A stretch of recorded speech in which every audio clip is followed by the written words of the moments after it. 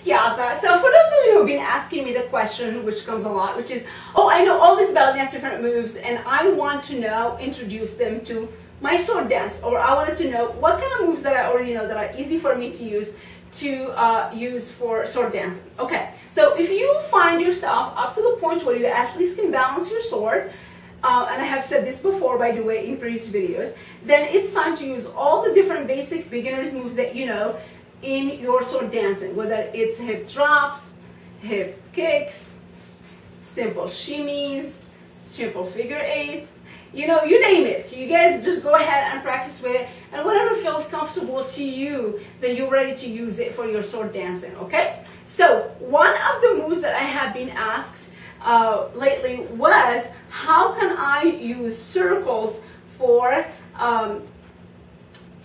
sword dancing? Okay, so there are small circles first of all, okay? So we want to make sure we're talking about the right circle. So the small circles, which I have taught you in previous videos, how to do the small circles, and then how to do the big Egyptian circles. So if you are talking about the small circles, then they are easy, because small circles are all about hip movements. They're not about knees, and they're definitely not about upper body, which means you can isolate the upper body just fine and not worry about losing your balance too easily, okay? So keep the movement in the lower body, and just give me like little hip movements like this, where you're doing little circles to the left or to the right, whatever works for you. You want to travel with it, you feel comfortable, you know, you're okay with the bouncy movements on the upper body, then go with it. So small hips to the side, small hips to the other side. So maybe you can do something like 1, 2, 3, 4, and then 1, 2, 3, 4 on the other side, okay? So that's how you can travel with it.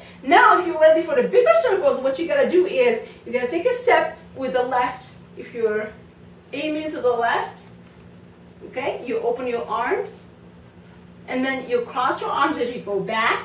We can hide your chest a little bit if you feel like you're maybe falling forward, right? And then you open the arms as you move into the right, and then you push forward as you come forward, and then you straighten your upper body, and then get a nice straight form as you bring your foot in, okay? If you're going to the left, to the right, excuse me, I'm going to step with the right, push my upper body to the left, go all the way down, cross my arms, and then go to the left, and then come up together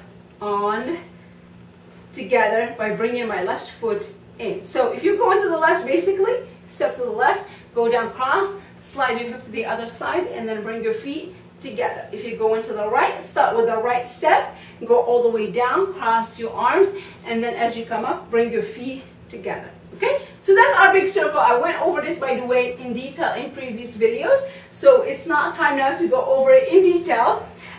But I just want to show you how you can use it with the sword. So basically, it's a very easy move to use with the sword because it only is a lower body move. However, it does require some upper body motion, because as you push your hip out, you know, your upper body goes up, you know, moves to the other side. So what I'd like you to do is make sure that even if you're moving your upper body to the side, that your head is still straight. And I think that's going to be the challenging part of this move with the sword, is your head is going to stay up straight all the time. That way the sword doesn't fall to the side. So make sure your head stays up like this. So you got to push your head to the side as you push your upper body to the other side. So that's going to be a challenge, but it's going to be a fun one, because it really is going to work your ab muscles and also your neck and shoulder muscles at the same time. So have fun with it.